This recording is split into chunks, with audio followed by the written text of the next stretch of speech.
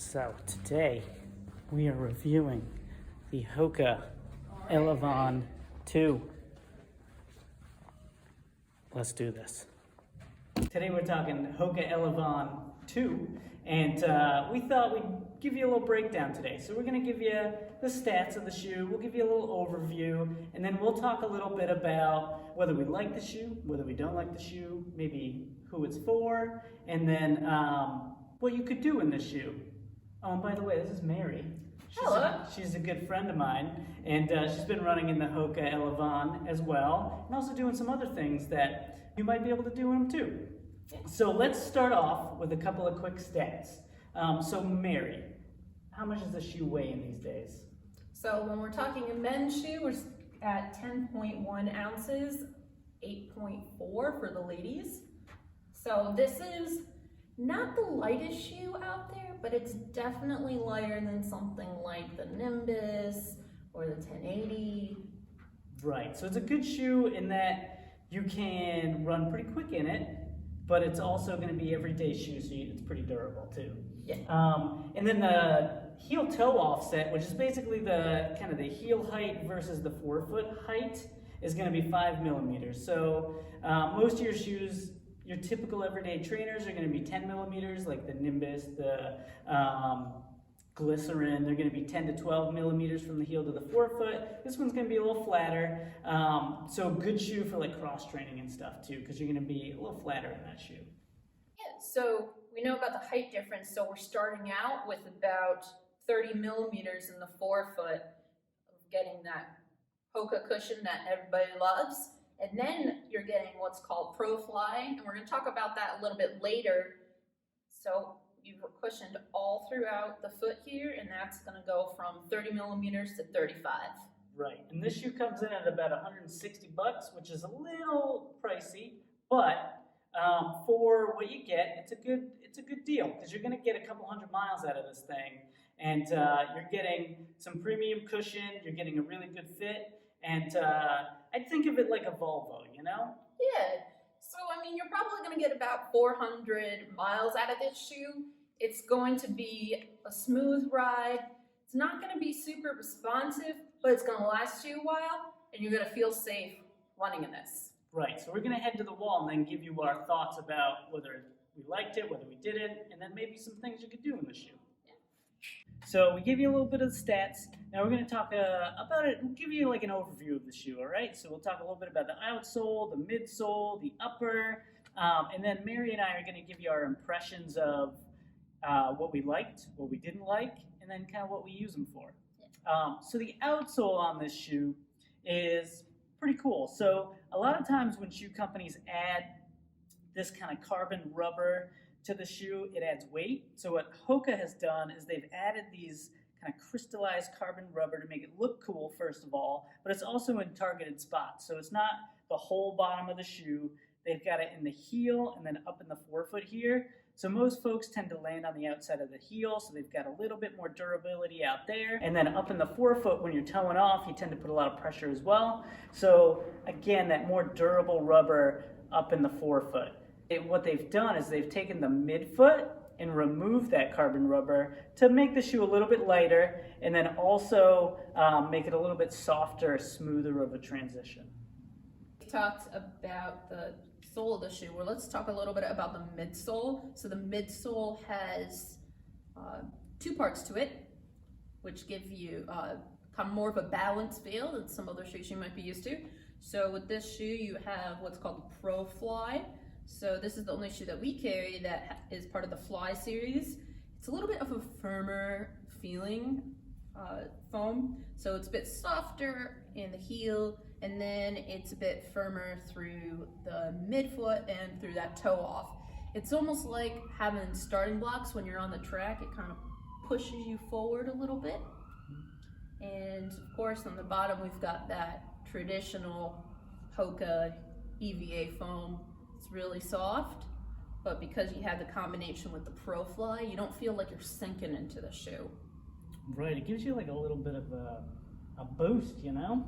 Yeah, a little bit of a bounce a little bit. Yeah, totally. So moving up the shoe, The upper on this shoe has a little bit more going on than some other shoes, which I think is probably why it's in that $160 price point. So you've got a couple of things.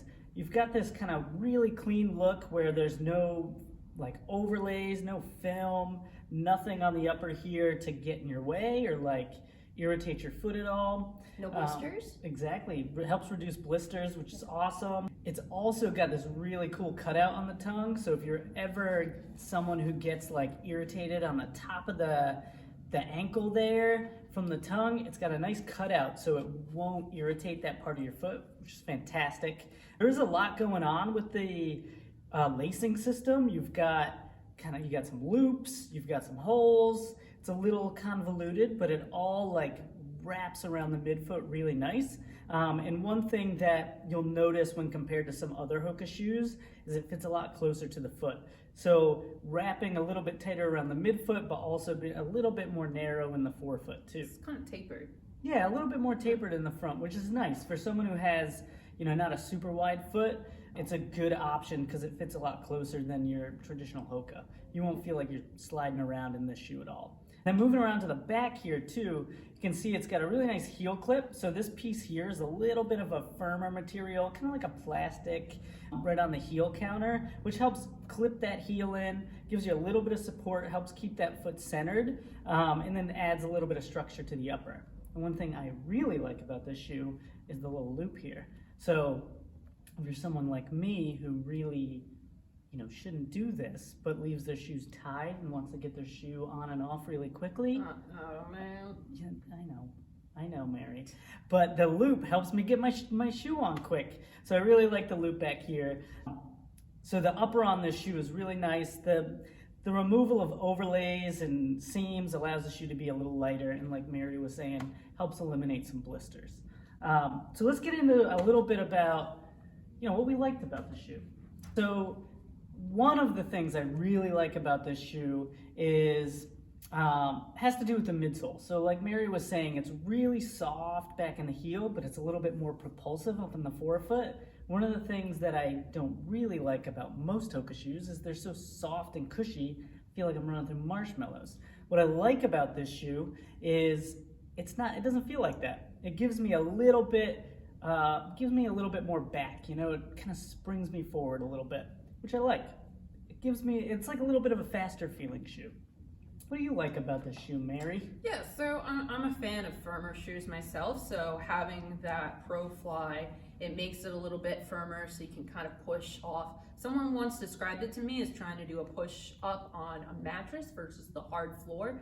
If you're doing it on a really hard floor, sometimes that can really hurt your wrists. But if you're trying to do it on a mattress, then you really have to engage more muscles. And I think that this is really a nice in between because you still have a little bit of that firmness to push you off, but at the same time, it's going to feel really nice for when you have impact. So what I really like to use this shoe for is some of the cross training outside of yoga. I also like to do some stairs.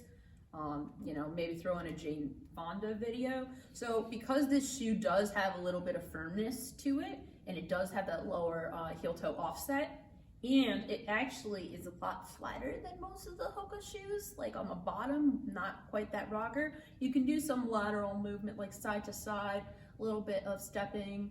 So that's what I really like to use it for, and totally. Yeah. So, and I think that the way that upper is constructed too definitely helps give you some of that lateral support. Yeah, so you feel more secure. You don't feel like you're gonna roll your ankle. Right. And so I am not a huge fan of cross training. We're working on it. But I do enjoy running in this shoe. So I like to use it for my longer runs, some longer runs where I feel like I want to get up tempo maybe towards the end, where I want to kind of do maybe a progression run. Because it is such a durable shoe, so you can use it for those longer runs, but it's not so soft and cushy like, say, the Bondi that I'm working so hard. So I like that it's durable, it's got enough to it that I can use it every day and go on those longer runs, but I don't feel like I'm kind of getting weighed down because this Pro Fly material will help kind of propel me through my run as I get a little quicker towards the end. So that's what I like to use it for. And maybe just let us know what you would use this shoe for if you want. Or your thoughts on it if you've ridden it. Totally. So feel free to leave some comments below. That's going to be it for our review of the Hoka Elevon 2. And click the link below to subscribe.